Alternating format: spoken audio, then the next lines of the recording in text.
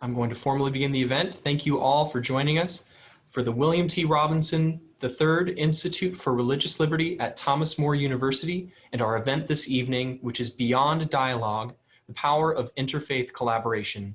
I'm Michael Orr, and I will be moderating this evening's discussion. It is an honor to be here this evening with you all. Opening our event this evening is some remarks from Joseph Chillo, President of Thomas More University. President Chillo, thank you so much for joining us. Thank you, Michael. It is my pleasure to welcome our friends, guests, and members of our community to Thomas More University. It's hard to imagine, but in 329 days from now, on September 12, 2021, Thomas More University will turn 100 years old. Since its founding as Villa Madonna College in 1921, the university has grown and today plays a critical role in the success of Northern Kentucky and the greater Cincinnati region. As the oldest institution in Northern Kentucky, we take great pride in our history and the role that we play in shaping the future for Catholic education. Looking ahead to this milestone gives us great excitement to recognize our past, but more importantly, it gives us an opportunity to forge our future and destiny as a great Catholic university. We are fortunate through the generosity of the late William Bill Robinson and his wife Joan, who currently serves as a trustee on the university's Board of Trustees, to have established the William T. Robinson III Institute for Religious Liberty at Thomas More University.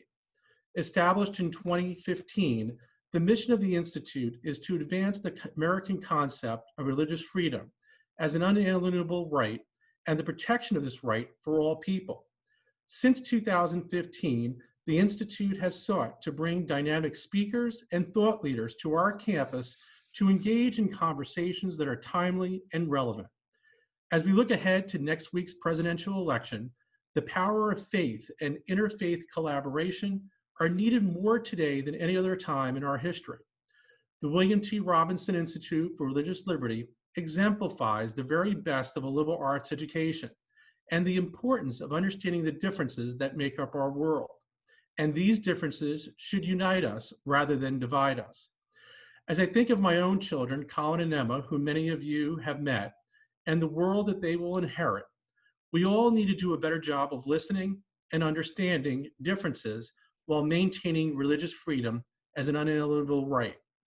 Here at Thomas More, as our mission states, we challenge students of all faiths to examine the meaning of life, their place in the world, and their responsibility to others.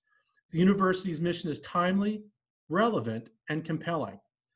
At the forefront of the Institute's work and vision is Dr. Ray Hebert, Executive Director of the Institute, and the Executive Committee, whom I'd like to thank for their work in putting together this wonderful event this evening.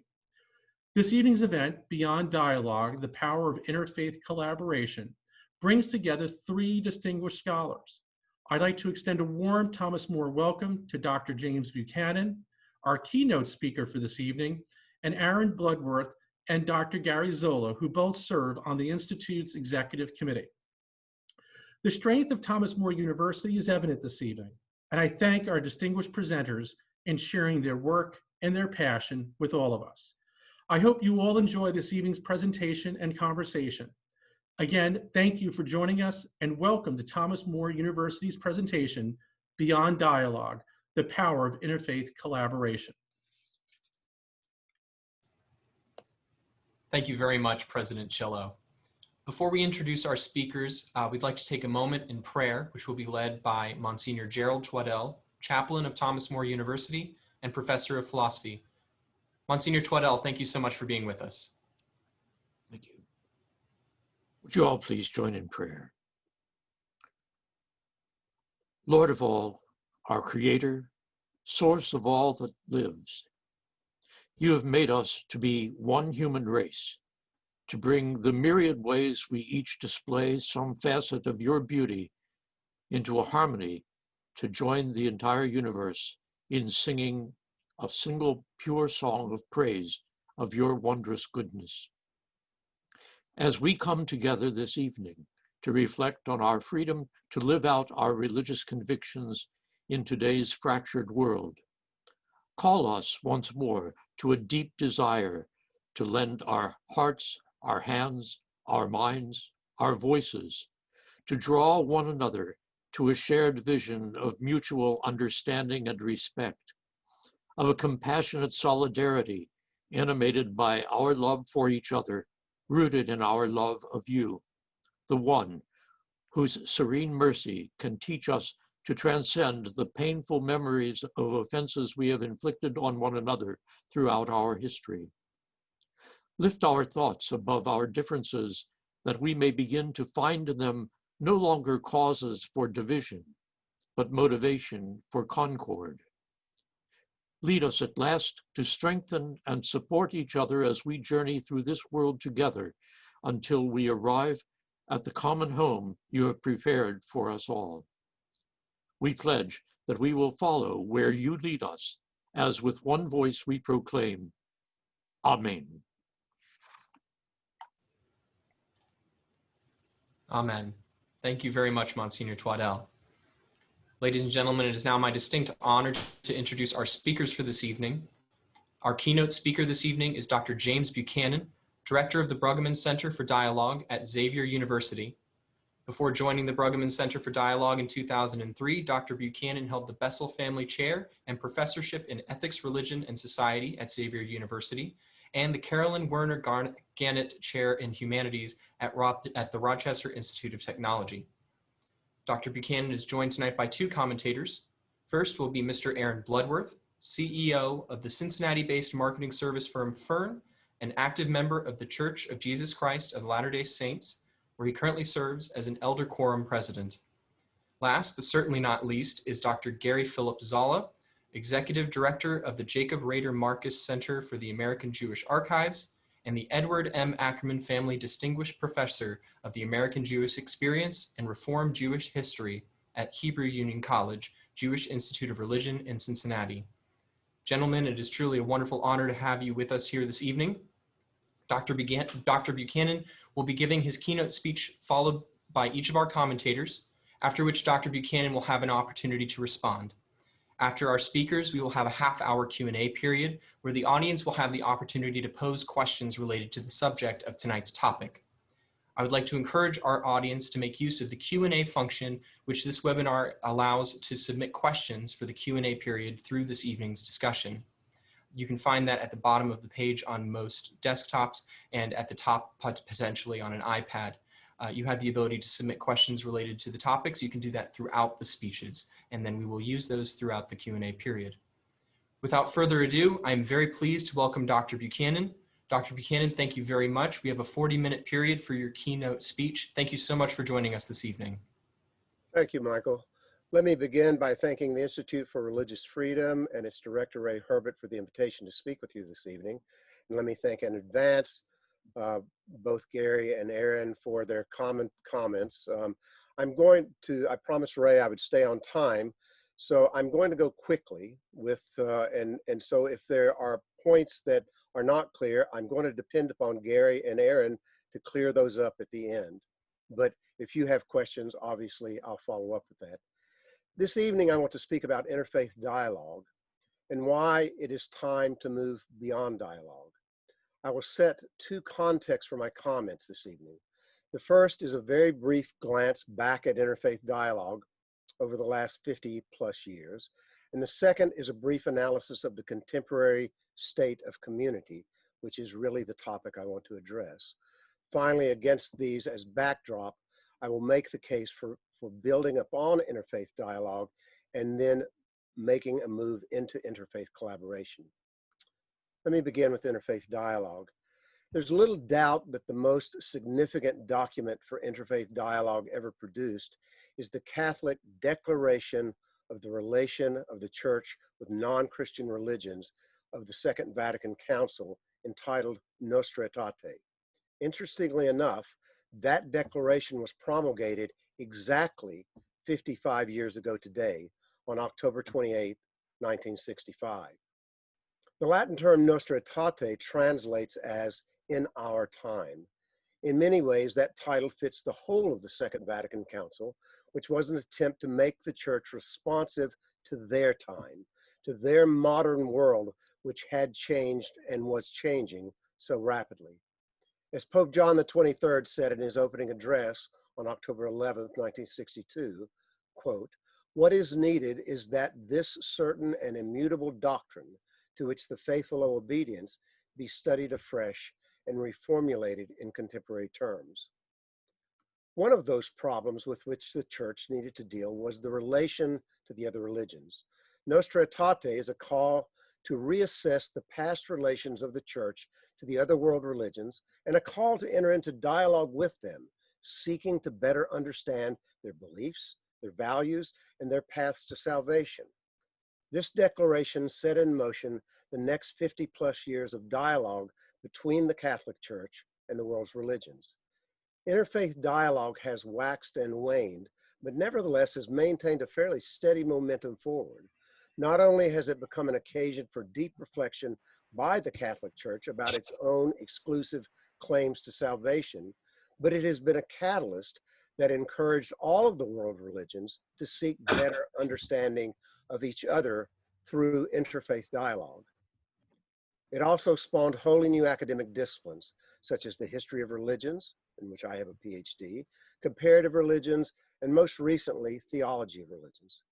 Nostra Aetate was not just a call to the church to engage with the other religions, but was a call to the world that interfaith dialogue and interfaith relations needed to be taken up seriously if humanity was to deal with the host of contemporary issues with which it was faced. That call is even more urgent today. The title Nostra Aetate, or In Our Time, itself was provocative in 1965 and remains so today. But what about our time, our concerns, and our problems? How do they challenge the imperative and the modalities of interfaith relations? In some ways, the concerns and problems remain the same, but in other very significant ways, they're different. There's so much about our time that is unprecedented, and because of this, it requires of us that we rethink interfaith relations. The other is now our neighbor. But the new global reality also challenges us to think and act in ways that take into consideration that those thoughts and actions impact people who may be far away geographically and culturally. There are no longer issues that are only small and local, because we understand that every choice we make, every action we take, not only impacts our communities, but has global impacts about which we may not even be aware. We now have technologies that have become increasingly systemically integrated, technologies that have the power to reshape the world for good or ill. We are faced with ethical dilemmas such as biotechnology and its promise to genetically recreate the original creation. We are faced with global economic systems that promise to be the tide that raises all ships, but in which we find billions who are drowning because they have no ships to be raised. We are faced increasingly with alarming environmental issues and the realization that the threat of climate change may be existential.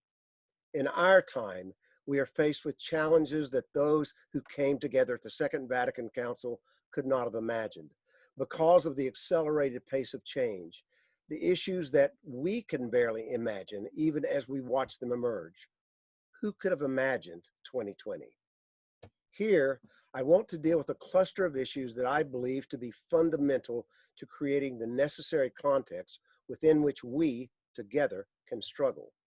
This is the disintegration, fragmentation, and general demise of community, and the role that the evolving interfaith relations might play in its renewal. Part 2. To say that our communities have changed over the last 50 years is to state the obvious. To understand the patterns and complex systems that have been at the root of those changes is less obvious. Here, I want to look at the state of community as a whole in order to reflect upon the role and importance of emerging modes of interfaith relations that might provide an important new dynamic for community. In his book, Bowling Alone, The Collapse and Revival of American Community, Robert Putnam notes that, quote, debates about the waxing and waning of community have been endemic for the last 2 centuries. The book goes on to explore the sense of what he calls a civic malaise that seems to be shared by a majority of Americans. And while he rejects the claim that American history is solely a history of the demise of community, it is rather the ups and downs. It is hard to read his book without a sense that we are currently in a state of crisis. How extreme we see this crisis to be will vary with particular communities and depending upon the perspective from which we view the question.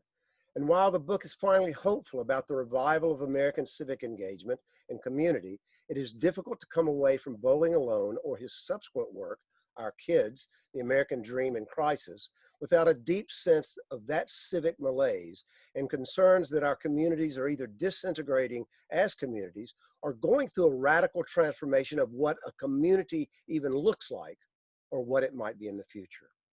In his efforts to review the trends in social capital and civic engagement, terms that I will continue to return to, Putnam looks at a wide range of forms of public life: politics, civic institutions in our communities, work-related organizations, examples of formal and informal ties that link us, and finally, changing patterns of trust and altruism.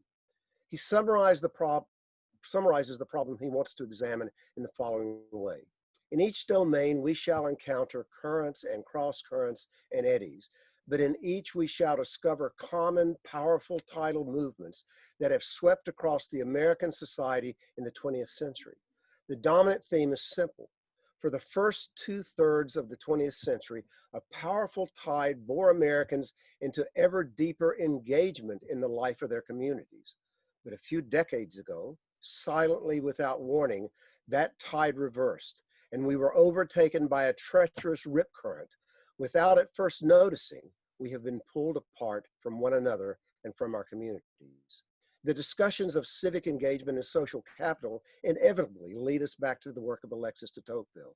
His classic Democracy in America, originally published in 1835, speaks of a new type of democratic culture in which the political institutions were balanced by new forms of civil society. He focuses upon broad themes such as liberty and equality and the value of the individual, but always situated within community. While there's no doubt that his principal concerns were political associations, in many ways it is his observations about the role of civil society that have made the work enduring in its importance. He wrote that Americans had a particular drive to associate, to come together for mutual purposes in public and in private. This, for de Tocqueville, was the greatest hedge against individualism. Writing in the Jacksonian period, he saw that the dangers of what he called crass capitalism and the type of individualism it bred. The cracks and balances between the government and the market and civil society is what gave him such belief in the American experiment. It was this balance which transformed individualism from a destructive, isolating force in society to a positive one in which individual rights could be respected and protected, but in which those same individuals were compelled to come together willingly to work for a common good. Putnam's analysis of the demise of community and modes of association and the loss of a sense of the common good that is able to provide a foundation for our communities is something of which we are all too aware, particularly as we live through these bitterly divisive days leading up to the election. We are left with the deeply disturbing questions about whether a common good is even possible anymore.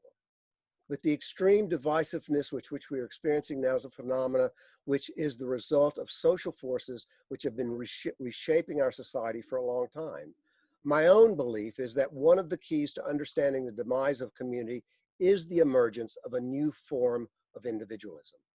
This new individualism is not the enlightened individual of Locke or Hobbes or Rawls or of de Tocqueville, but an autonomous individualism that works in a complex system that I will characterize as autonomous markets and autonomous technology. It is this complex system that presents the major challenge to rediscovering a common good that might result in the reemergence of community. Let me try to briefly summarize the next section of the paper. The key issues here are first, a new form of individualism, and second, the rise of tribalism. These have to be tied to the question of the context that shapes them, That context is what I will call here the techno-economic system. We must acknowledge first that whatever we are as individuals and however we form our models of association, the form these will take are impacted by the broader social structures within which they take place. For example, any of us who have been teaching for a long time are aware of how the information technologies and social media have impacted the way in which our students think and the way in which they learn. All of those social structures have a great deal of influence upon who we are as individuals. As scholars will put it, our identity, who we are, is in part, maybe in large part, socially constituted or socially constructed. We are the products of our social environment. So what are the main elements of these social environments that help shape who we are as individuals and as groups? There are two major factors that I see as the most impactful. First is the market economy, and second is technology. These combined together are what I will call the techno-economic system. Without going into the complex histories and theories, here let me try to make you see my main points. Within traditional communities, they had a common good, which was overarching context of social existence. This was a shared vision of what a good society should be, and it was to this vision that all of the elements of social life were adapted. So with both markets and technology, we can say that both were developed in traditional societies to help achieve that common good. The common good always had precedence over markets and technology. My term for this is that they were embedded within community, and community had a common good to which it aspired. But what happens over time is that both markets and technology increasingly become unmoored from this support of a greater communal common good and begin to see themselves as their own common good. In other words, they each become ends in themselves. We can easily see this in our own situation in that the market economy now has little to do with any common good other than itself. Likewise with technology, which was first developed to support a greater vision of community's sense of a common good, has now become totally unmoored from that and has become technology for technology's sake or for the sake of the market. As theologian John Cobb and economist Herman Daly put it in their book For the Common Good, instead of having a vision of the common good and constructing our economies and technologies to support that vision, we allow our economies and technologies to be unregulated, and any sense of a common good comes within those, or maybe even in spite of them. So we can see how these become a complex system of mutually supporting feedback loops. Markets need technological innovation for new products, and technology needs the capital from markets to fund that innovation. To this, we have to add the individual. But now it is the individual as consumer because it is our consumption that provides the fuel to make the techno-economic system work. The question we have to ask then is, how does this complex techno-economic system shape who we are as individuals? To what degree are we shaped by the constant drive to compete for goods and services? To what degree are we shaped by the constant drive to consume? We call this system autonomous because it is no longer connected to any sense of a greater common good, but is driven by its own internal motivations, namely human progress, seen as almost exclusively technological advance, and the good life reshaped as the goods life, based in an incessant drive to consume goods and services. In terms of association, the absence of a common good has led to a competition of common goods. So our associations are characterized increasingly as new forms of tribalism. The conclusion is that the demise of community described by Putnam is in large part a result of consumptive individualism and competitive tribalism. The fabric of community or connective tissue of contemporary society, particularly in the US, is no longer a sense of a common good, but markets and technology.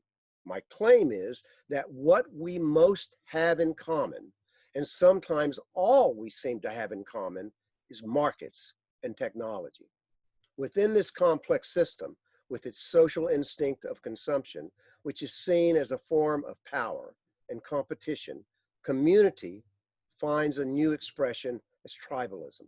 Diversity is no longer seen as the strength of a democratic community, but as a competition within it.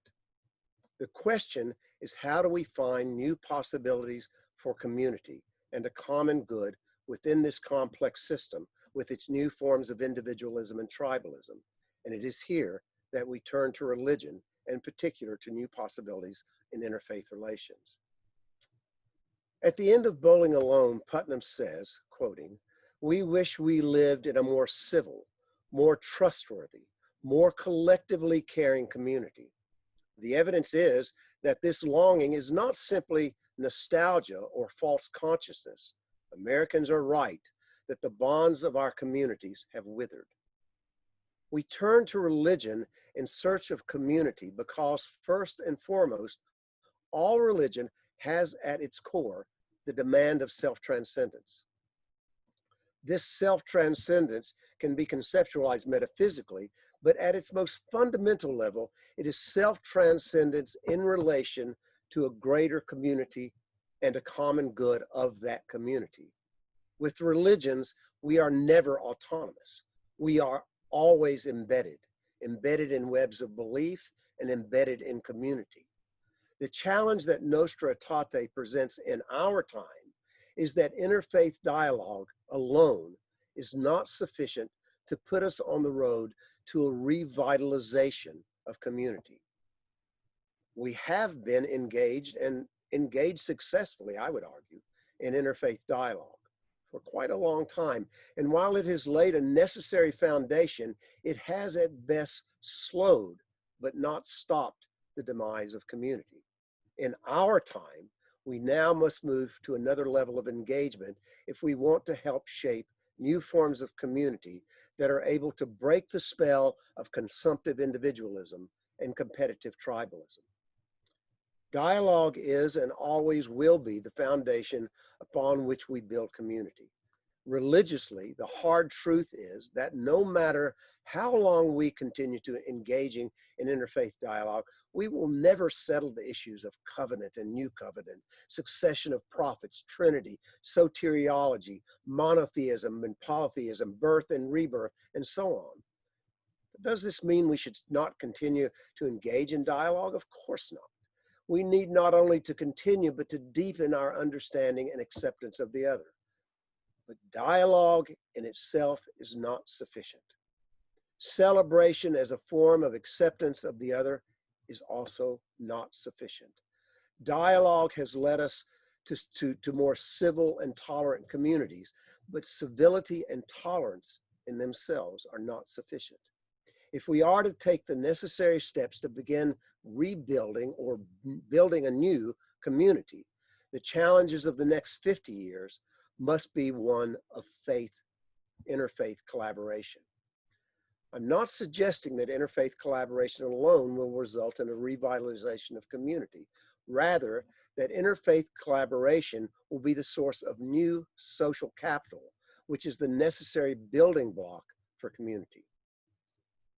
There's a critical distinction here between social capital and community that I want to make. It's often overlooked. Social capital is itself not community, nor a replacement for community. It is a key dimension of a thriving and resilient community, and it is what we can do as part of, or in the absence of, fully realized community. Social capital, as the term capital indicates, is instrumental. Social capital refers to the investment we can make in our communities, not through money, but through individuals and groups working together for a common good. So social capital, in its simplest expression, is work done together. For example, I might live in a neighborhood in which I really don't feel is an authentic community because I don't feel a closeness to my neighbors. But at the same time, I might agree to join my neighbors to build a playground for our children. Now, this does not mean we are necessarily a community. It simply means we've agreed to engage in social capital. Social capital is that mutually agreed upon work that we do together. The idea goes back to De Tocqueville, who saw that the real strength of American democracy was in the ways in which ordinary citizens of a community work together to solve problems.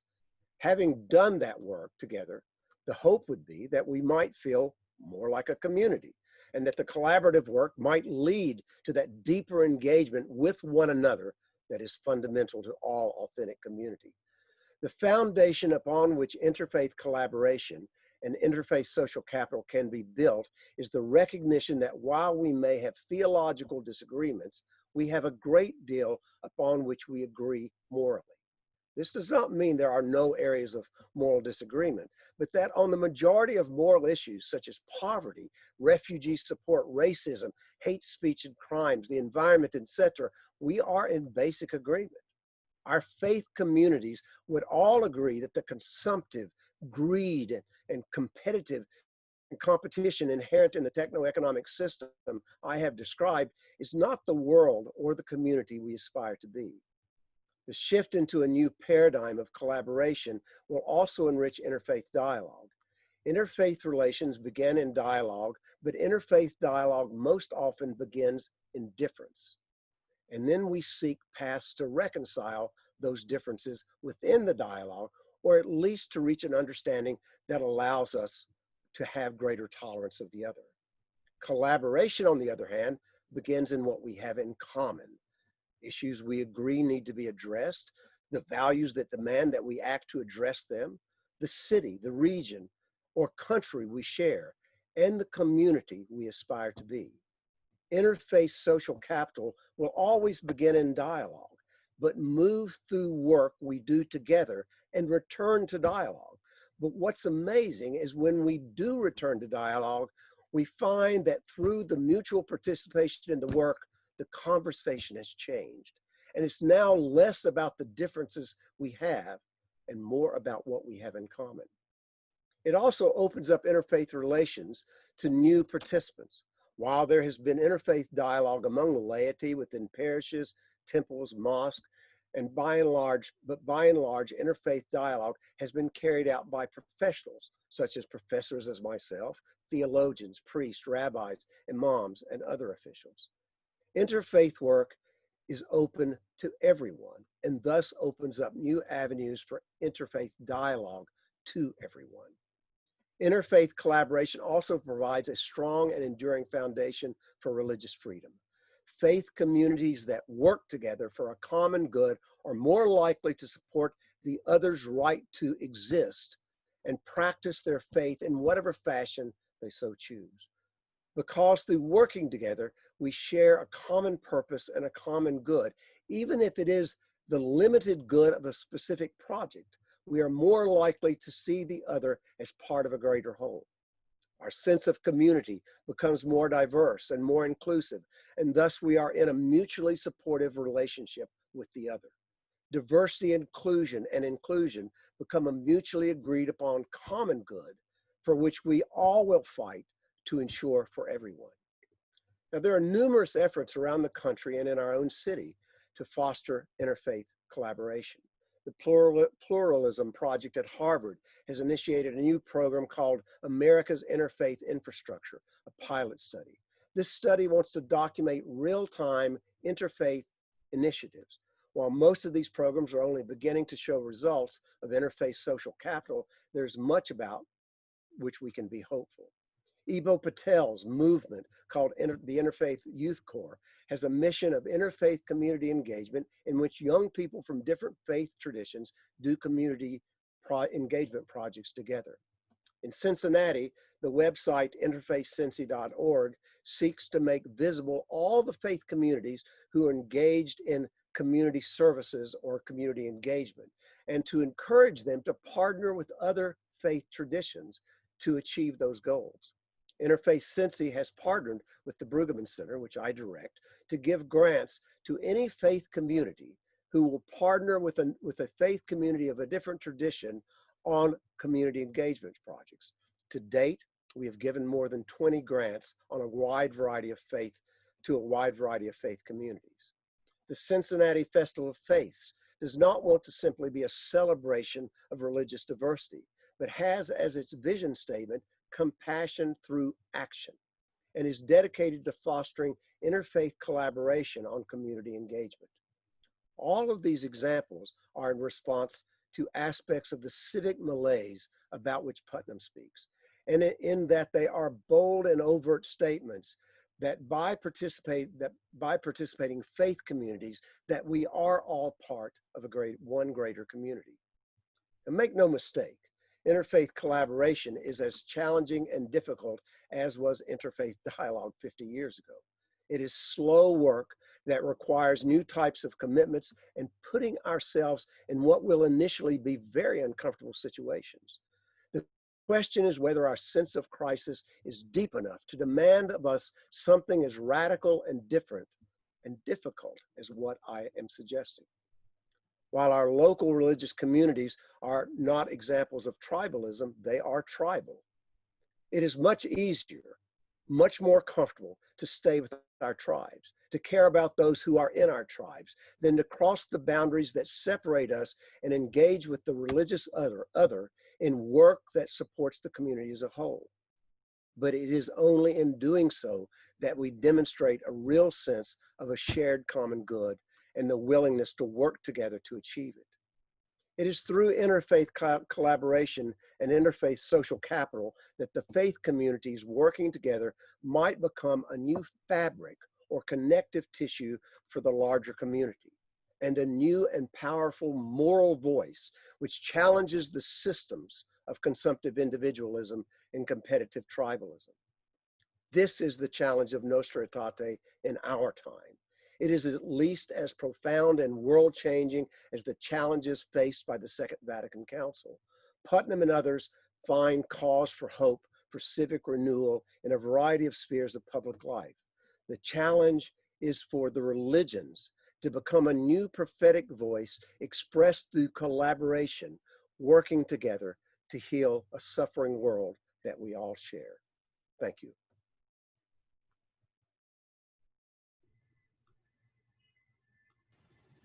Thank you very much, Dr. Buchanan.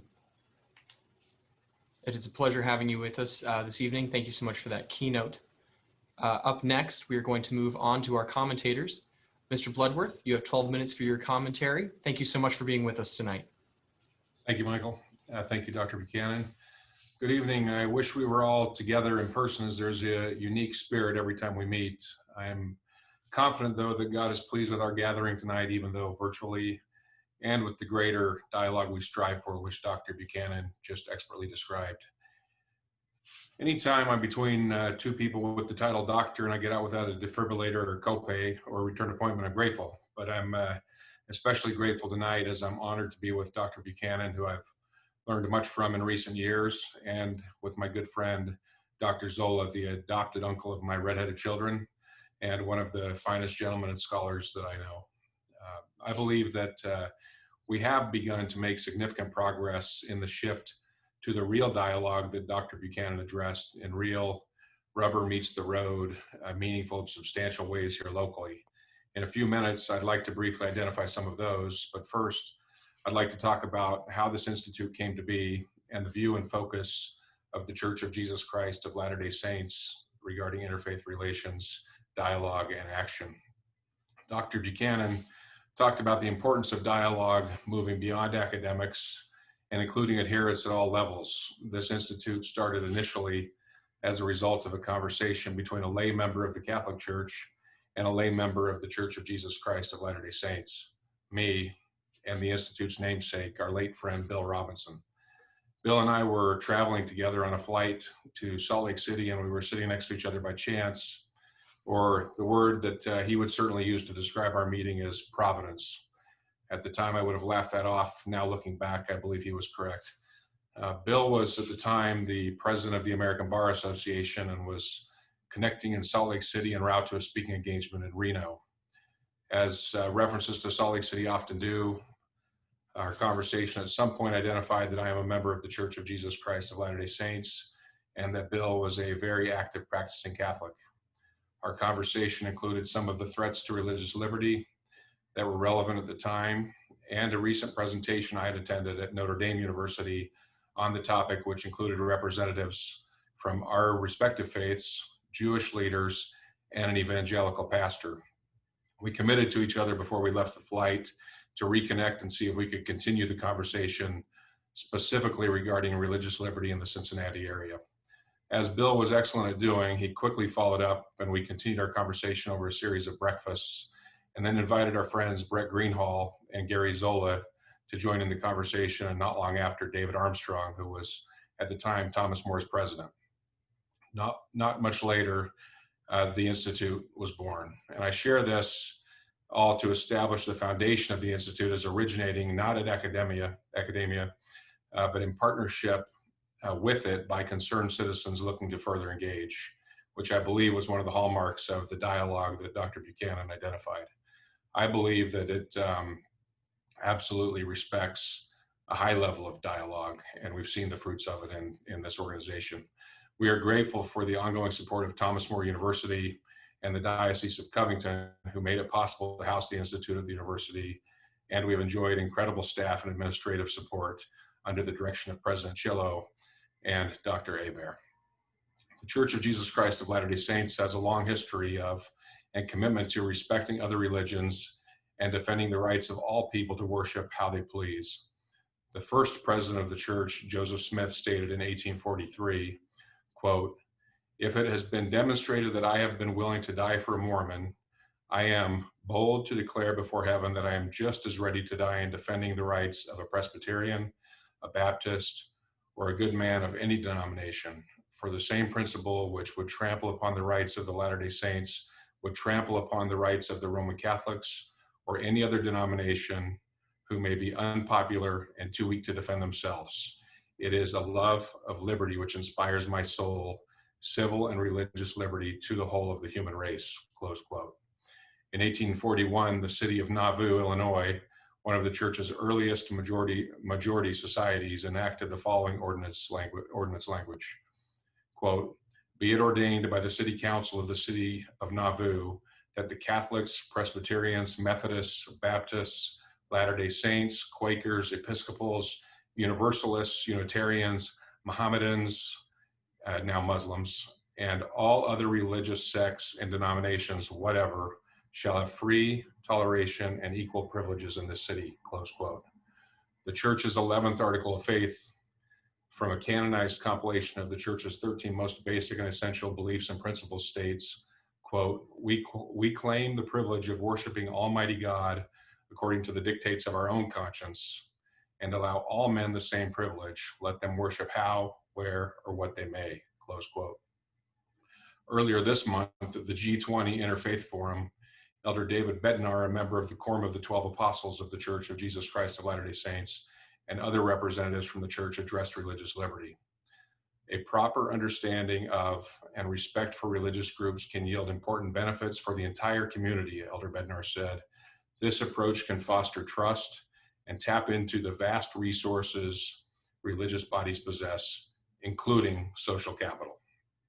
Further, in Elder Bednar's comments, he added, quote, "Respecting the dignity of religious people pays important dividends, but these powerful opportunities and benefits are possible only if officials acknowledge that for believers and their faith communities, religion is essential to their identity and very being," close quote.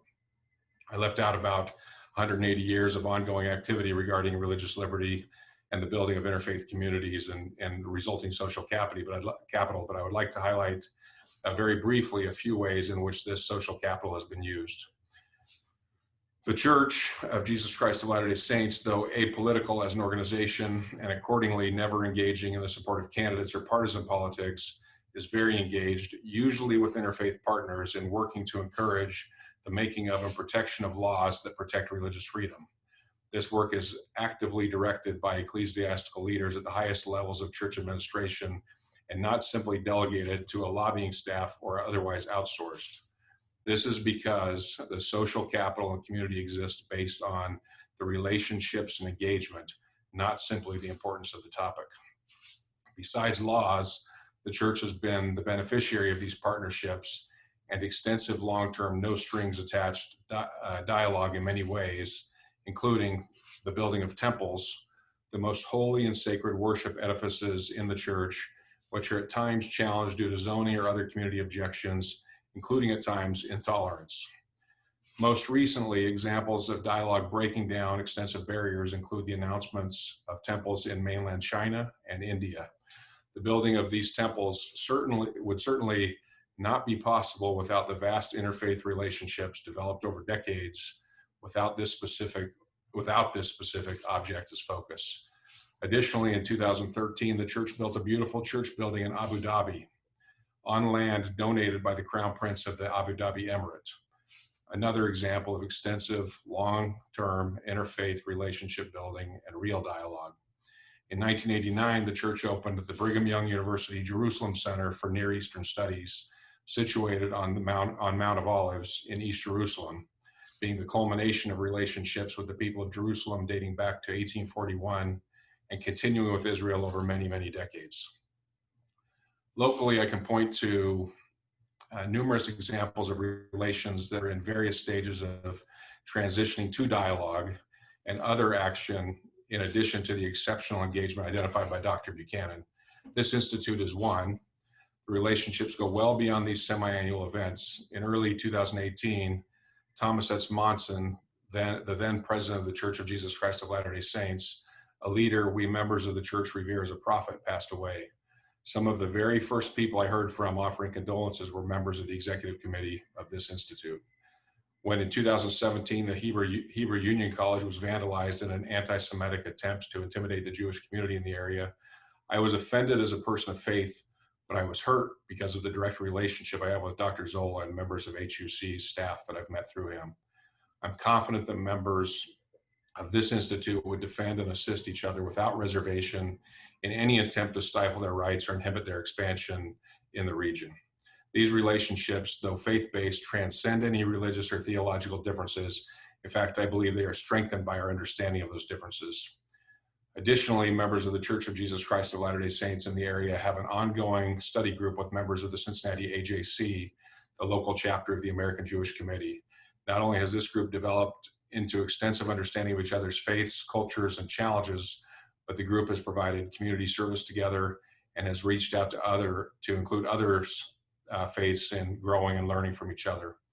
The Church of Jesus Christ of Latter-day Saints has donated to and partnered with Catholic Charities, specifically in feeding the hungry and providing for the impoverished here in the region and nationally.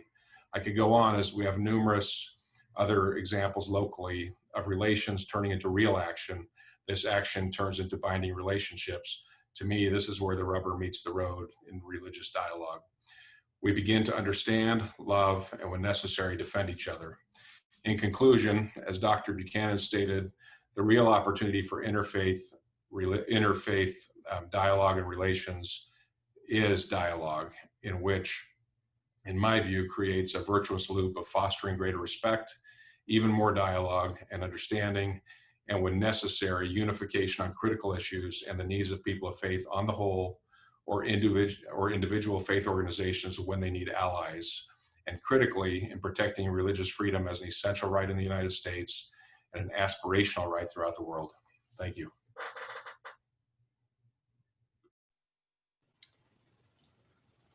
Thank you, Mr. Bludworth. I'd like to take a second to remind our audience to leave your questions for our speakers for the Q&A portion of tonight's events in the Q&A, which is available to you below. As we now move on to our final commentator, Dr. Zola. Dr. Zola, you have 12 minutes for your commentary. Thank you so much for joining us. Well, thank you very much, Michael. And, you know, there are a number of clergy I know listening this evening. So I know they'll forgive me when I say before I speak, I have something to say.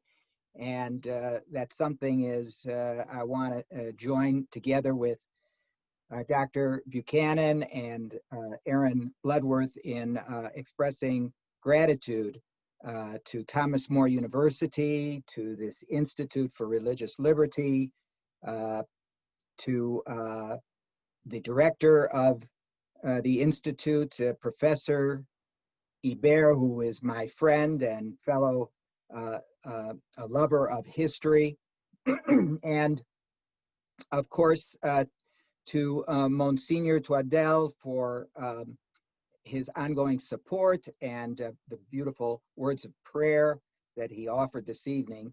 And finally, of course, to President Shilo, who is bringing such wonderful leadership to Thomas More University. Friends, I think you know, or some of you may know, that I'm honored to be an alum of Thomas More University honoris causa, and that's why I'm one of the few Jews who can really lay claim to being a saint, something I cherish. Now, this evening, I'm batting cleanup, and I am going to try my very best to amplify on the points that were made both by Dr. Buchanan and by Aaron. So we all heard tonight that Dr. Buchanan's approach to this evening's topic was coming from a very important vantage that is the perspective of a fine scholar of religion and ethics, and that is exactly who Dr. Buchanan is. And this very trenchant analysis, which calls to us for all people of faith to move beyond theological dialogue and to begin more the hard work of what Dr. Buchanan calls interfaith collaboration. This call stimulates a whole bouquet of thoughts and ideas and responses. Now, since time is short this evening, and you've been listening, folks, to quite a bit, it's been a very full bouquet banquet this evening. I think that it's best if my response focuses on my field of study, which is the history of the American nation, but specifically, of course, the history of Jewish life in the American nation.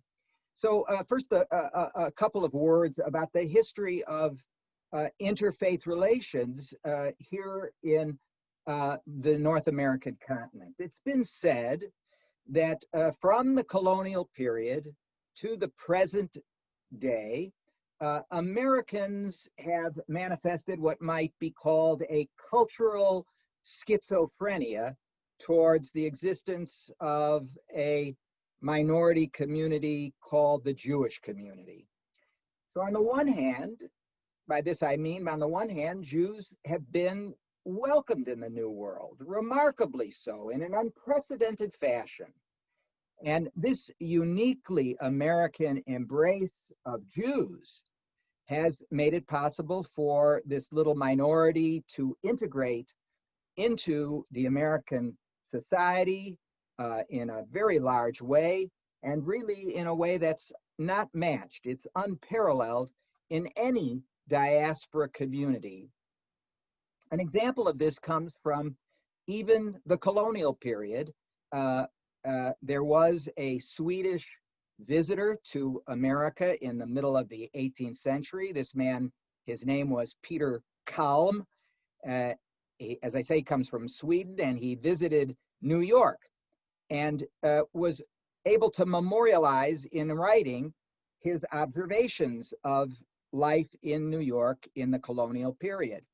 Now, evidently, Mr. Kalm encountered many Jews during his sojourn in New York, and he discovered that, and I'm quoting him, there are many Jews settled in New York who possess great privileges. They have a synagogue and houses and great country seats of their own property and are allowed to keep shops in town. They have likewise several ships which they freight and send out with their own goods. In fine, they enjoy all the privileges common to the other inhabitants of this town and province. Now, although Calm's assessment may actually have been a bit of an overstatement, there is no doubt that he was basically correct. Yet, despite this remarkable level of social integration that starts in the colonial period and continues to this day, it also has to be said that Jews have experienced social ostracization and religious prejudice. As one scholar put it, quote, "Tolerance and acceptance of diversity are part of the American creed, but these ideals have not always been part of individuals' experiences in this country." So over the course of American history, certainly well into the 20th century, most Jews have enjoyed, as I've said, a very pleasant commercial and cultural interaction with their neighbors who professed the religious majority. But Jews would then retreat at night and during leisure time into their own neighborhoods and into their own private communities in the evenings and over personal hours for their own socialization. Now, one interesting illustration of the tension I'm talking about, that is interfaith relationships versus the difficulties of those relationships, comes actually from a newspaper account that I'm about to show you. This goes back to the year 1867 here in Cincinnati. And I'm going to put that up for you right now so you can see it. And I hope you're all able to see it. This is from a newspaper called The Occident. And it's a story, as you can see, that it's one of the earliest times that we have a rabbi invited to speak in a church. This is Rabbi Max Lilienthal of Cincinnati, and he's speaking here at the First Congregational Unitarian Society in Cincinnati. And in his remarks, the rabbi tells the following story. He says, "I have been 5 years a director of the Relief Union, and during the long bloody war, I was working every day dispensing charity to the good people who needed it among the soldiers' families. One day, a most respectable and charitable gentleman who was similarly engaged said to me, it was raining, and asked me to get into his buggy and said he would like to take me home. During the ride home, he said to me, 'You are a Jew.' 'Yes,' said I. 'You seem to be a good man. I am happy to meet with your approval,' was my remark. 'And I am sorry that you will be lost,' he said with a sad tone. I didn't know what to answer. I knew the man had common sense, and I thought it strange he could not use it then as he did in other matters." So Lilienthal is here expressing and showing his bond with this man, and yet this man also shows this a situation where he's not fully able to accept him. So this Janus-faced characteristic of American society has made interfaith relations very complicated.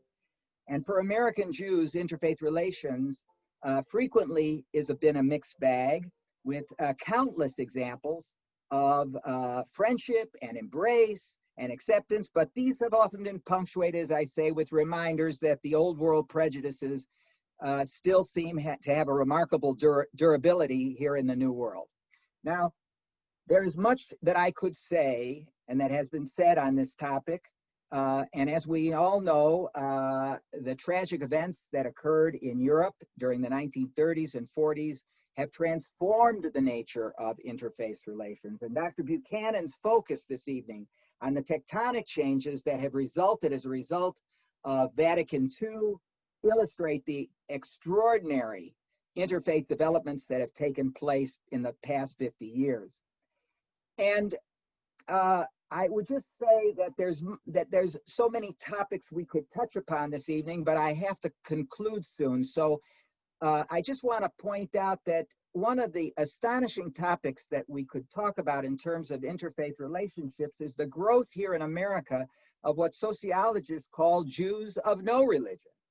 And this is a label that refers to an ever-growing portion of American Jewry who describe themselves religiously as atheist, agnostic, or nothing in particular, but who have a Jewish parent, who are raised as Jews and who consider themselves Jewish in some way. And these individuals identify as Jews, but they have absolutely no interest in defining themselves as a people of faith. And they may be highly motivated for any number of reasons, some of which may derive from their Jewish heritage, to work on behalf of very noble causes, the causes that Dr. Buchanan mentioned, social justice causes and so forth, but they are not doing so out of a drive that comes from faith. It comes from some other place. At least that's what they testify to. Now, before concluding, just let me conclude with a few thoughts about a uniquely American concept, and that's the concept of religious liberty, to which almost all Americans are fiercely devoted. The Constitution and its Bill of Rights begins with a dialectic. First, Congress makes no law respecting the establishment of religion, but second, Congress can make no law prohibiting the free exercise of religion. The first guarantee forbidding the establishment of a national religion has largely, not completely, largely kept the government from favoring one religion over another. But there is a striking disagreement over whether this means that our nation is characteristically secular or is it religious. And scholars and historians debate this point vigorously. But the right to free exercise means that every religious tradition has the constitutional right to be in the public square. This means that religions can missionize, they can proselytize, they can display their faith without abridgment. And as one can well imagine, this dimension of our nation's religious liberty feels entirely different to a religious minority than it does to a religious majority. And this is precisely where interfaith collaboration, not just dialogue, but interfaith alliance on behalf of making the world a better place becomes the equalizer. Because in working together to help others, in working together to better our community or to strengthen civil society, suddenly it doesn't matter what our numbers are, our size is, because we're all in that endeavor on equal footing. And I'm concluding now. I'm going to put up for you the words that were spoken in 1963, on August the 28th, 1963, by Rabbi Joachim Prinz. Rabbi Prinz was a rabbi in America, but he started out in Germany. He started out in Nazi Germany. And when he came to America, he devoted himself completely to causes of social justice and social conscience. And he was invited by Dr. Martin Luther King to speak on August the 28th, 1963, at the March on Washington. And he concluded his words, his little 2-minute address, with these thoughts that I think underscore both what Aaron was saying and particularly what Dr. Buchanan was saying. Rabbi Prinz said, "The time, I believe, has come to work together." I emphasize that, to work together For it is not enough to hope together, and it is not enough to pray together, but to work together so that the promise of liberty and justice for all may become a glorious, unshakable reality in a morally renewed and united America. Thank you. Thank you very much, Dr. Zola. Dr. Buchanan, we will now begin your 10-minute period to respond to our commentators. At this time, I'd like to remind our audience again that you can use the Q&A function of the Zoom webinar to submit questions. I already begin to see some questions rolling in. I look forward to moderating that Q&A section. But for the present, Dr. Buchanan, you now have your 10-minute response period. Well, first, let me thank both Dr. Zola and Mr. Bludworth for their comments and for glimpses into the struggles and the accomplishments of their diverse communities. It points out to me that the kinds of issues that we see within the Catholic Church, as represented in particular by Nostra Aetate and our commitment to that doctrine and to interfaith dialogue, has gone on amongst these other traditions.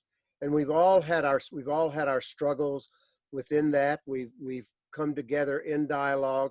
My conversations with the Jewish community, my relationship with Dr. Zola and with Hebrew Union College, the relationship between Xavier and Hebrew Union College becomes a shining example of the way in which faith communities can come together to help build bridges within our community.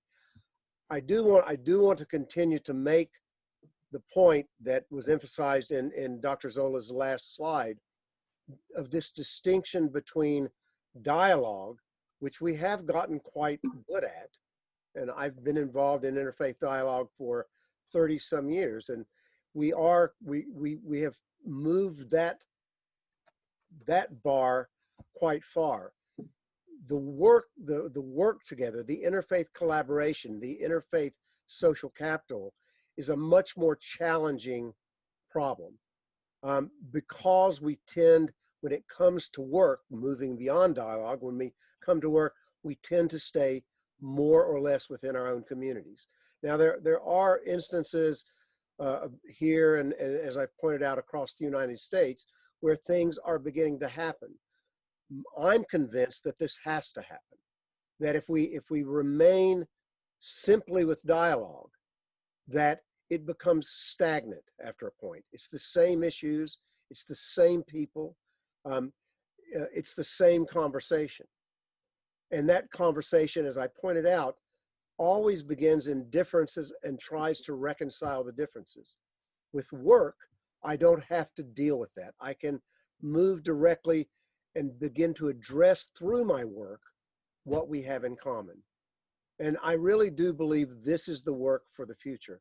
And I know I'm involved in projects with Dr. Zola.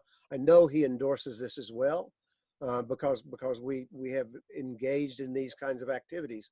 But this challenge that I'm putting out there to the faith communities is one that, number one, if we don't begin to take it seriously, our communities will simply lack that kind of connective tissue or fabric that becomes the moral voice.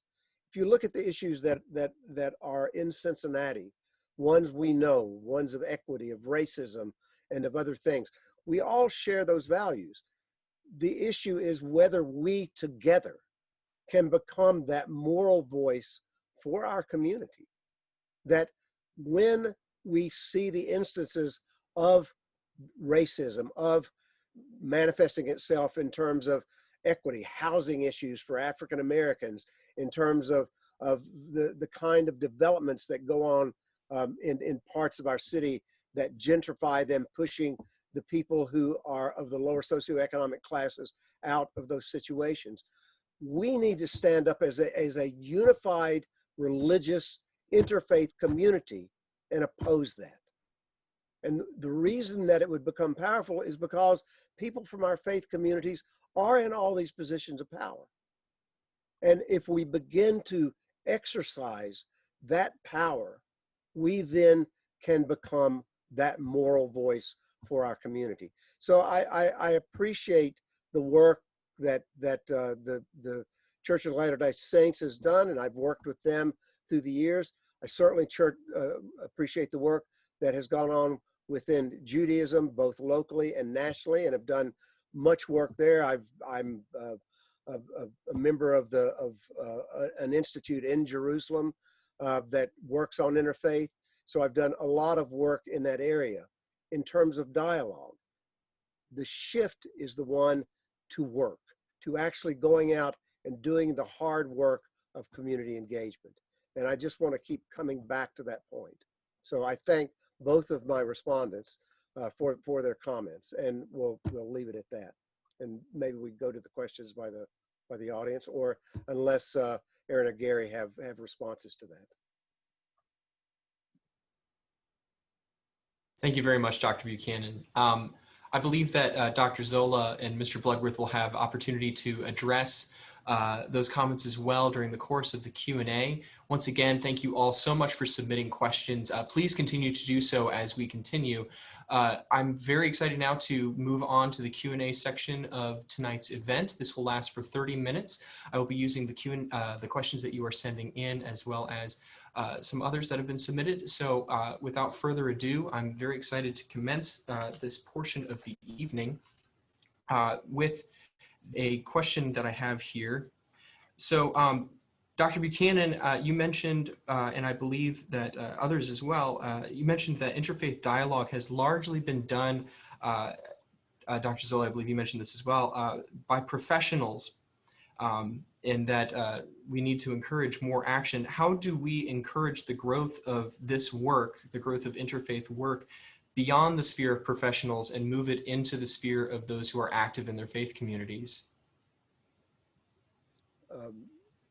Gary, you want to, or me? You start. Well, I mean, first of all, simply by making ourselves available to the religious other.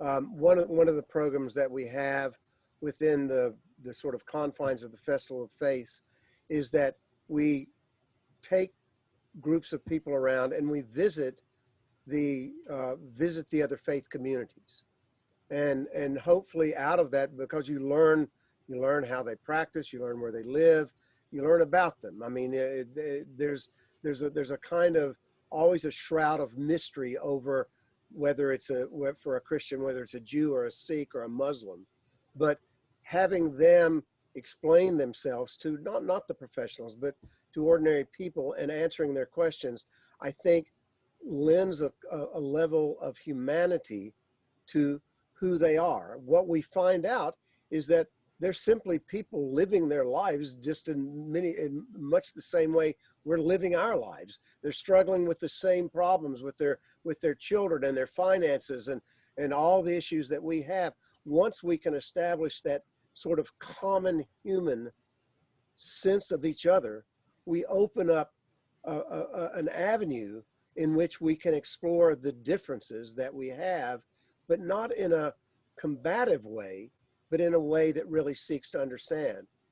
I would also say that the model of interfaith collaboration, interfaith work, is that you can, if you go out and you do the work first together, and then you come back and you reflect upon how your tradition views that work that you've done, you now have something in common that you're talking about. And you're coming at that from different perspectives, but you're talking about something that you have in common. And I think that is a great way to foster interfaith dialogue. You know, the only thing I'd like to add to that is that I think that at least I don't feel I had time adequately to underscore something that Dr. Buchanan said that was very, very important to our whole discussion tonight. And that's this whole emphasis that he placed on, I'll use my own terminology, the disintegration of civil society. the problems in society. To put it another way, the nature of American life, let's just talk about America, the nature of American life during Nostra Aetate, during the Vatican II, was one thing. You know, we're talking, it was at a period of a tremendous economic growth and strength. It was a certain period after the World War II and everything that spilled over from that. Today, the issues that he raised, I don't think we should ignore them. And when you come together just to talk, and again, these are my thoughts. I'm not putting these words into Dr. Buchanan's mouth, but when you come together to talk, it's all too easy to end up into what might be called disputation. We need to defend ourselves. You know, this is where Dr. Buchanan spoke about tribalism and about the whole nature of society. What Dr. Buchanan, I think, is saying is we can get beyond that much more quickly and much more significantly if we just begin to work together on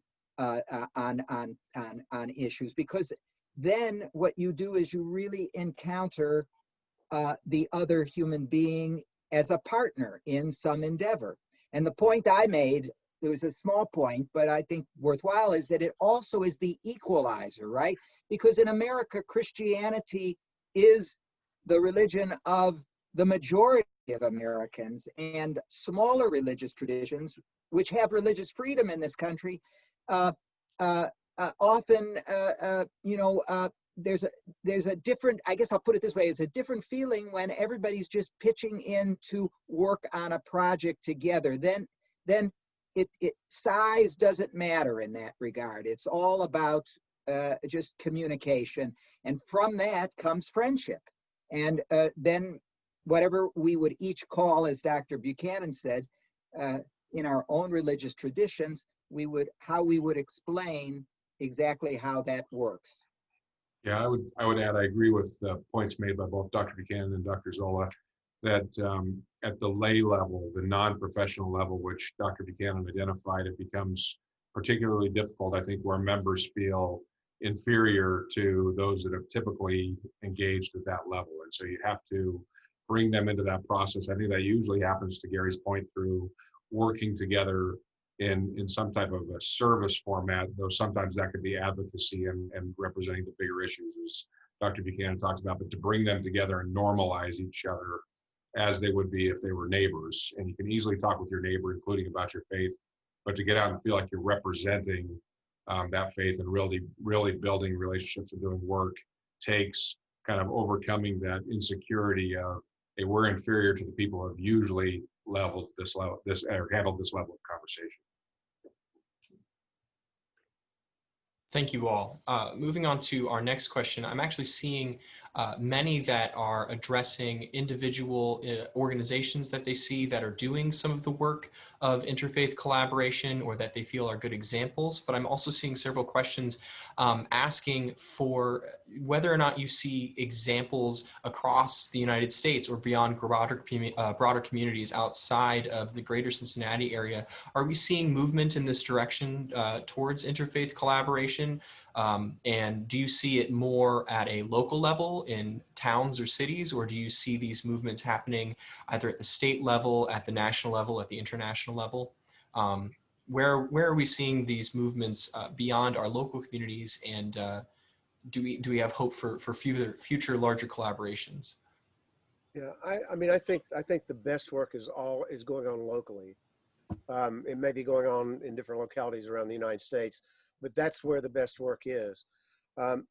Because once you begin to scale up, and I'll give an example of this. Once you begin to scale up, it becomes more and more abstract. It's not the face-to-face work. I'm one of the founders of the Parliament of the World's Religions, and that's the biggest organization that brings the leaders of all the world's religions together every 5 years somewhere. When we created that, our idea was basically that the world religions would come together, not just to celebrate diversity, but really to work on the global issues, and that we would be able to do that because again, we shared values and so forth. It's turned out not to be so successful at that level. It's wonderful in terms of the celebration and the diversity. They do have a project that's about the rainforest and things like that. But again, what involvement can I have in that? I'm not going to the rainforest. I'm not actually doing it. I can commit money and we can produce papers and so forth. That's a very different kind of work than getting a group of Jews and Muslims and Buddhists and Christians and going and building a habitat house.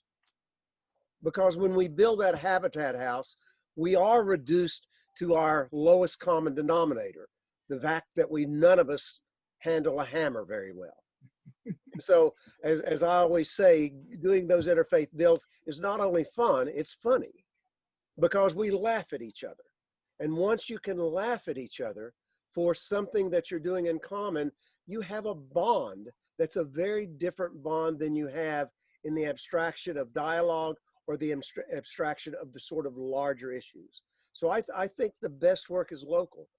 I think the best work that's going on environmentally, I think the best work that's going on in terms of equity, I think the best work that is going on in terms of refugee work, I think it's all happening at the local level. And the more we can throw ourselves into that together, the better that work will be, and the more understanding we'll have of each other because we're engaged in that work together.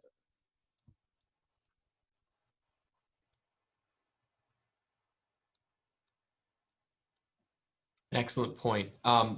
If either commentator has more to add on that, I'm more than happy to hear your points as well, but we can also move on to the next question. Yeah, I thought I certainly agree with everything was said, and if we have other questions, we can try to cover more ground. Okay, excellent. The next one that I'd like to address is that I see several questions here that are addressing issues related to specific international incidences, especially interfaith conflicts in other areas of the world. But I also see that people have addressed the way that community has changed in the age of technology. Dr. Buchanan, in your keynote, you mentioned that this world of advancing technology has created a whole lot of change in the way that we view community in general. In the world of Facebook groups and Twitter conversations, our perception of our communities and even of our faith communities has grown and shifted and radically changed. Where does interfaith collaboration and interfaith action fit into a world where the immediate and the local for an individual may feel as though incidences that are reported across vast oceans now feel as personal as potentially arguments with your neighbor? How does that affect our approach to interfaith collaboration? Well, I think radically. I mean, look at the way we're meeting right now. Look at this. I mean, how do we feel an authentic sense of community when we're all sitting isolated in our homes or our offices when we do all this work? What has happened with COVID is simply something, it has exacerbated something that was already going on.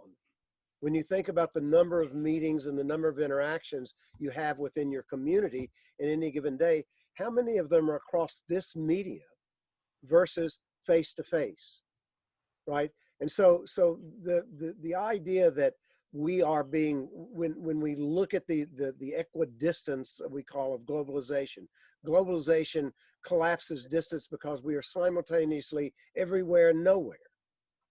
In other words, it doesn't matter. And so there's a level of abstraction in the so-called virtual communities in which we engage that's very different than what we do face-to-face at the local level.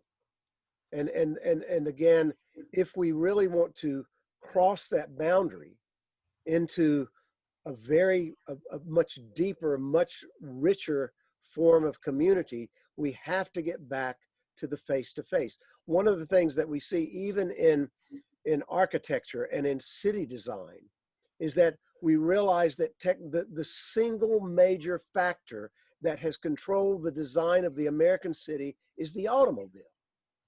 And therefore, we sprawl out into the suburbs. Cincinnati is the third or fourth worst sprawled city in the United States. And so how do you have a sense of connection when you're sprawled all over the place?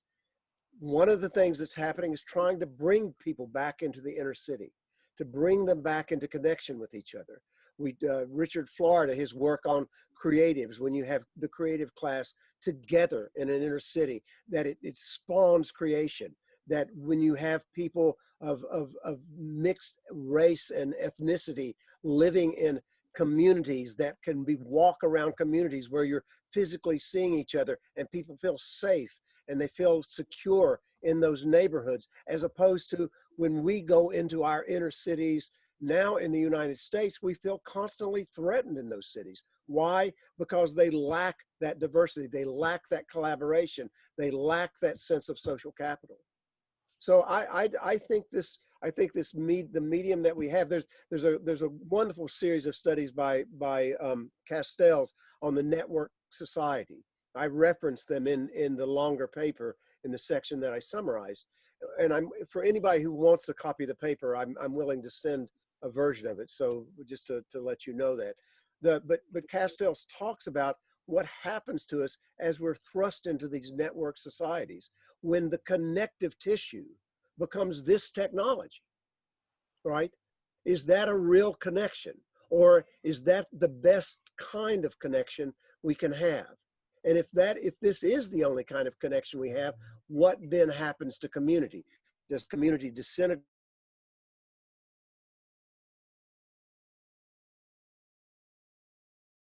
Virtual spaces. So I think it has a profound effect upon it. A lot of the research I do is in that particular area of globalization and the information age and the connection between those two. This is a very powerful tool, both for good and bad. And I think when it comes to tribalism, that's where we see its power often represented in a very bad way, where people can go back to being extremely narrow in their viewpoints and their beliefs and who they let into their circle. And it requires a much stronger effort than it did when we would be forced to pass each other every day, for us to consciously break that down by using dialogue, as we're talking about rebuilding communities, because it's easy for people to slip into a dark community that doesn't productively contribute to a society. And we have to combat that very, very vigorously when it can be gathered here and remain there. Yeah, I think I'll just add one other complicating factor that I think none of us really knows, although people are beginning to study it.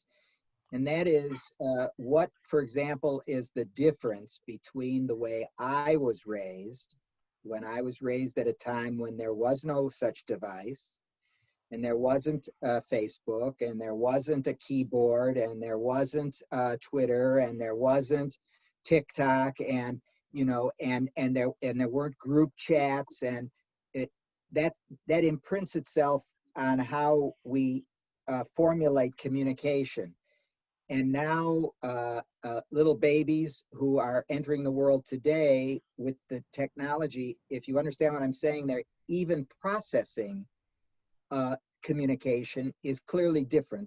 So for example, it's been pointed out that people under 20 actually prefer communicating with a text to a friend rather than the phone call. That's right. And so I don't want to get too deep into this because this is in my area and I'll end up, getting into quicksand. But I do think that we don't know these answers, but they surely affect what communication is going to be like and how we interact with each other.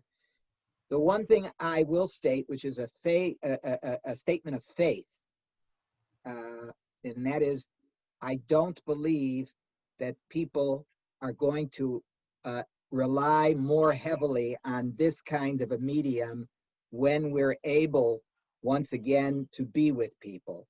I think that it's a biological need, and I think we're all feeling it, that being kept, it's a blessing that we don't have to be isolated completely in blackness, that we can do this, But when the people who suggest that the world is going to be totally different once we come out on the other side of COVID, I'm not so sure they're right. I think there will be differences, but I think people really understand and may appreciate more than ever the power and the importance of community, of touching other people, of being with other people, of seeing the whites of their eyes.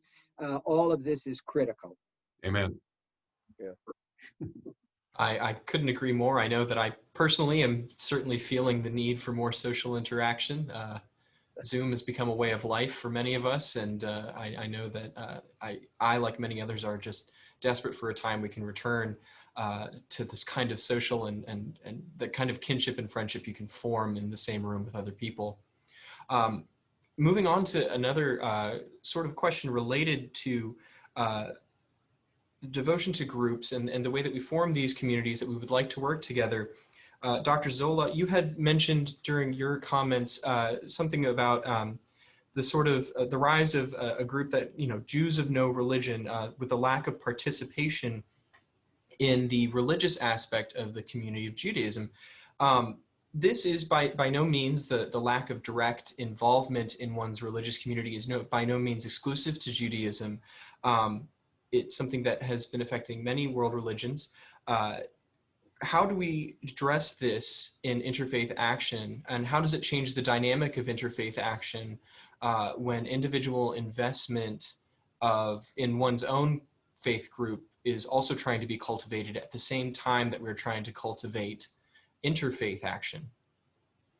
Yes, this is really, Michael, you've framed, I thought, a very wonderful question, in my opinion, because for, let's say, the Jewish community, on the one hand, there is this desire to sustain a connection with a heritage that goes back 4,000 years. So on the one hand, people who are connected and identified and feel a connection to their history want to sustain it. And that means focusing on the group, as you point out. On the other hand, we're also part of an American society. So the current new president of the Hebrew Union College likes to talk about, this is his own terminology, he calls it universalistic particularism. That's his way of, in other words, that our interest in particularism, that is our group, has to have a universalistic veneer. It has to have a universalistic flavor. Because, at the bottom of all that we do, every religious tradition, it goes back to, Dr. Buchanan's the scholar of religion, but I know of no religion that doesn't advocate a commonality in humanity. That's very important. The other part of your question is just something I was throwing out there because it's a question that I often present to my rabbinical students, which is, if a lot of the people who you're going to encounter in the Jewish community do not see themselves as people of faith, meaning they may see themselves as part of the Jewish ethnos, but they don't see themselves as being motivated out of the study of Torah or of the rabbinic tradition, but they have a connection to a peoplehood.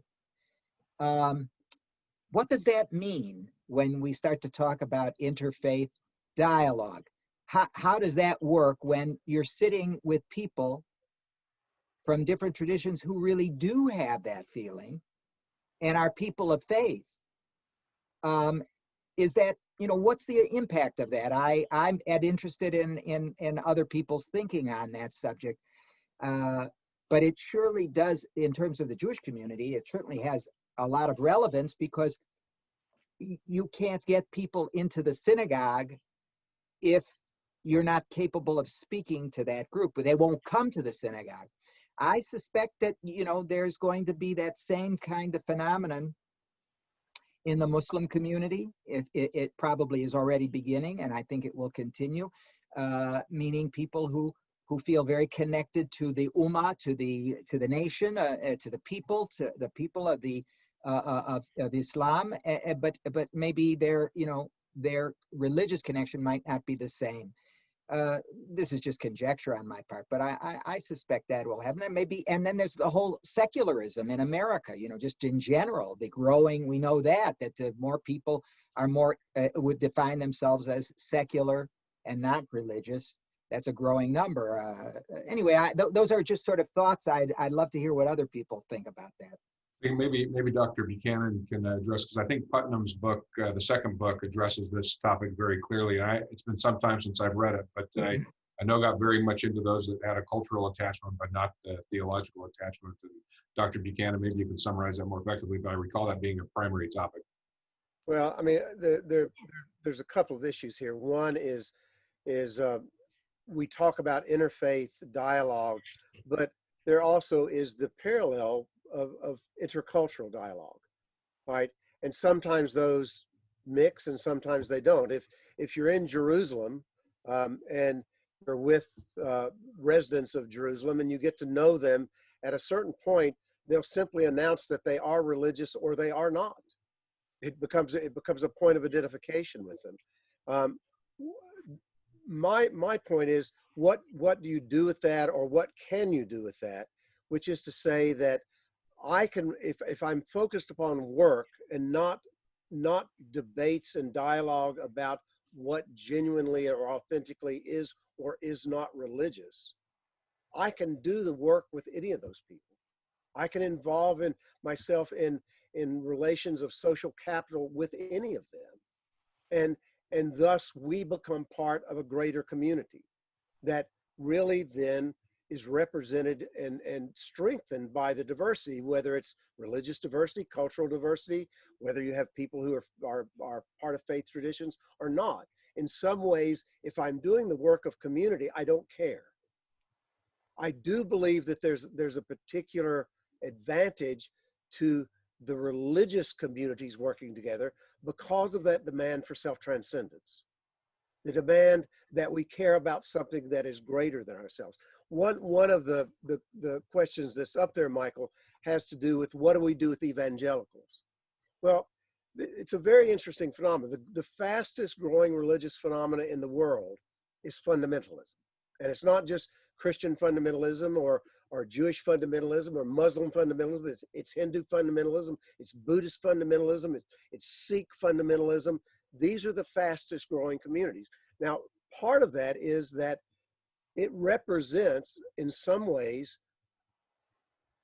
a reasonable response to globalization, to this sort of openness of globalization where everything becomes relative. Every thesis has a counter thesis, where foundations are so shaken that we don't have those foundations that give us a sense of identity, purpose, and values. And so people go back into what Scott Appleby calls the enclaves of fundamentalist communities. And there's something of a sanctuary in those fundamentalist communities. Well, how do we work with them? One of the questions wanted to know that. What do you do about them? If they don't believe that Gary is saved, or even I, as a Catholic, would be saved, what do you do about that? Well, in some ways, if I'm willing to work with them, I don't have to care. I could say, let's go work together. Let's do this project together. And in fact, we have had productive work projects with fundamentalists, and you don't have to get into the theological debates with them, but you can commit to the project.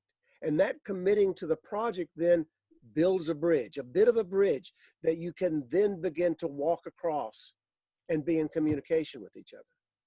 So to me, the threat to community and the demise of community that Putnam talks about and that many of us are working on in our scholarly work is so severe and so dramatic. And look at it right now. Look at the divisions right now. People, I was listening to NPR yesterday, and they had a section on where Democrats and Republicans refuse to be friends.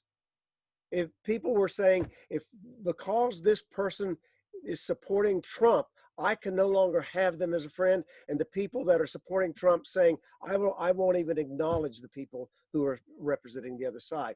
And then we've got these strange things like QAnon that are out there wandering around in our midst. What do we do with those? How do we bridge that gap, that chasm that is there now? Well, I think it becomes in part the responsibility of the faith communities to show the way.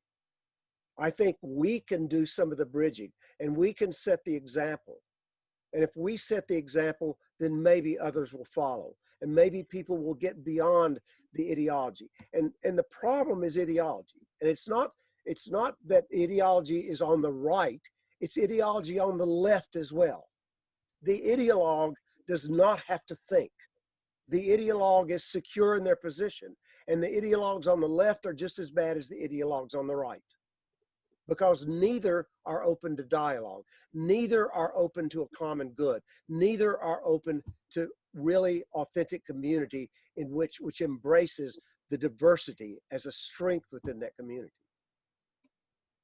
Yeah, it's become okay to dehumanize others, and the way to get back to that is, I think it's often lack of familiarization, but it's gone beyond that because it's now okay. Where it used to be, we just didn't know people, and so we would distance from our understanding. But now we've gotten to where it's okay to not only not know them, but to alienate them and to treat them completely different. And I agree with you that if we're not willing to embrace those completely different, my dream would be to be able to take every kid and drop them for a year in a place that was as opposite of them as possible. Yeah. And I think all of the world's problems would go away, in a 10-year period if we could do that.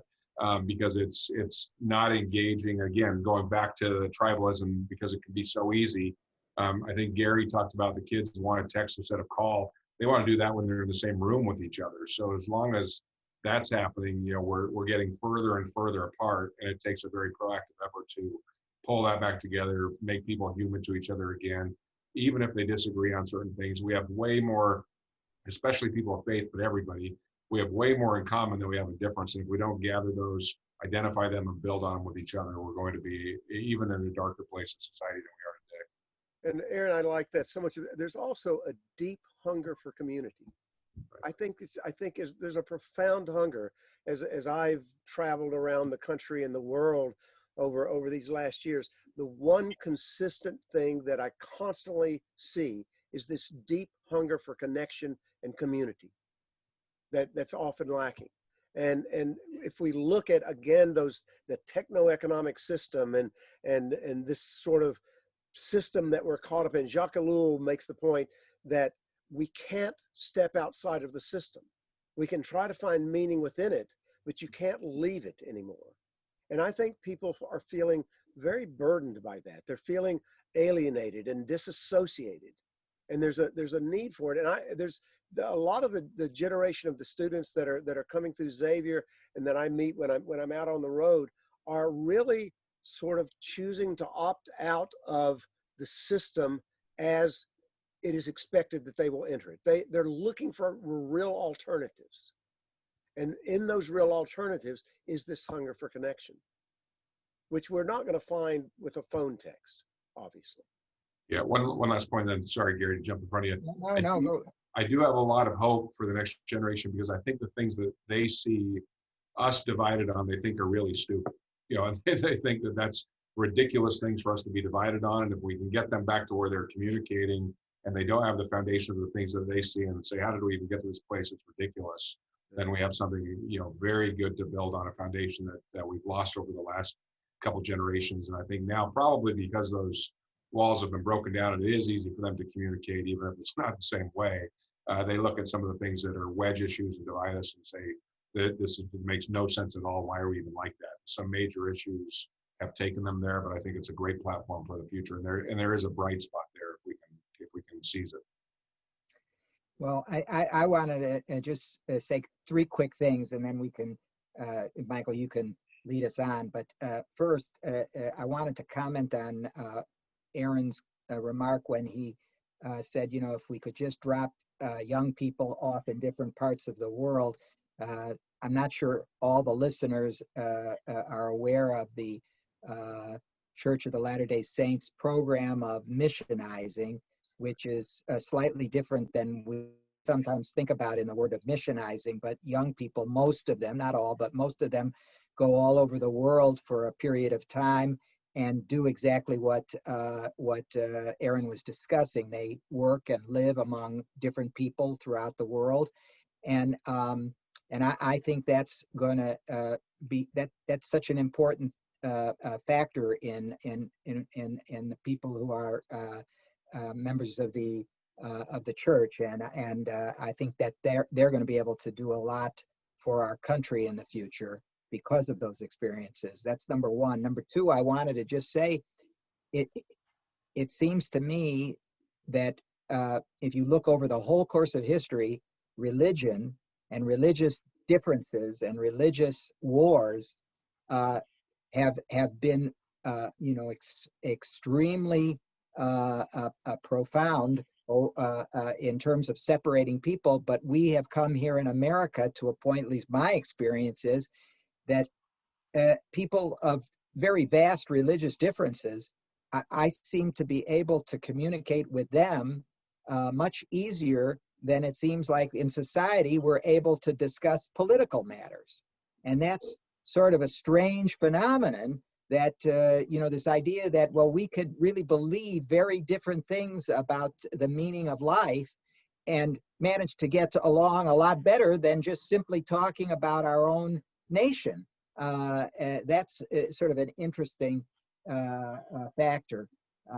So I think that I'll stop there, but I just wanted to make those two comments. One of the programs that I have at the Brueggeman Center is the Brueggeman Fellows Program, and this is we have a group of usually around 8 students who come in, create a project. They do a year of independent study, and then we send them off around the world to continue those studies. And we've sent them to date. We've sent them to 64 different countries around the world, doing research and service. And nothing changes their life within the Xavier career as much as that experience that they go through as a fellow, because they're confronted with otherness. They're by themselves. They don't have a typical study abroad program that's protecting them and sort of sheltering them. They're literally exposed to that other culture in a very raw way. And it's very challenging for them, but they come back literally transformed. And it changes the course of their life. So I really agree with you, Aaron, about that. If we could find a way to scale that, and we constantly talk about it at Xavier, how would we scale it up? If we could scale that up and give that kind of experience to all of our students, I think it would make a huge difference in the direction the world is going. Thank you all. Thank you very much for your comments. And thank you to those that submitted questions to us. I'm sorry that we didn't get to answer all of your questions, but we are now closing our Q&A section, and we are moving on to the closing remarks. For the closing remarks, it is my honor to introduce Dr. Raymond A. Baer, Dean Emeritus, Full Professor of History, and Director of the William T. Robinson III Institute for Religious Liberty at Thomas More University. Thank you for joining us, Dr. A. Baer. Thank you, Michael. Wow, I've certainly enjoyed this evening and these comments from 3 very, very talented people. And we certainly are proud to have them involved in a collaboration with us, with the Institute of Religious Liberty at Thomas More University. I'd like to begin in the name of Thomas More University and all of you to thank our speakers who joined us tonight. This evening's discussion has been a wonderful example of what we try to accomplish with each of our programs, sponsored by the William T. Robinson Institute for Religious Liberty, and especially with the sub-theme of the promotion of civil dialogue. This was expressed beautifully in Dr. Buchanan's remarks, as Dr. Zola described them, very trenchant remarks, when he was talking about the Catholic document entitled Nostra Aetate, or In Our Time, and the need for an evolution from interfaith dialogue to interfaith collaboration. He reminded us that Nostra Aetate was not just the call to the church to engage with other religions, but was a call to the world that interfaith dialogue and interfaith relations needed to be taken up seriously if humanity was to face the host of contemporary issues with which it was faced. The call, as we have heard tonight, is even more urgent today. We at Thomas More University agree, which is why we have committed to sponsoring a major interfaith event every fall. I encourage many of you to contact me if you have ideas for possible speakers. And Dr. Buchanan, we thank you for the reminder and for the call to action that you have challenged us with tonight. And Aaron and Gary, with you two inspiring believers, have been involved in our cause, as Aaron pointed out tonight in his case, since its inception. And with all of you, we are certainly in good hands locally. And we encourage all of you who have listened tonight to get involved, as you have heard, in a working environment with other faiths, whatever your faith may be. Thank you, and have a great week.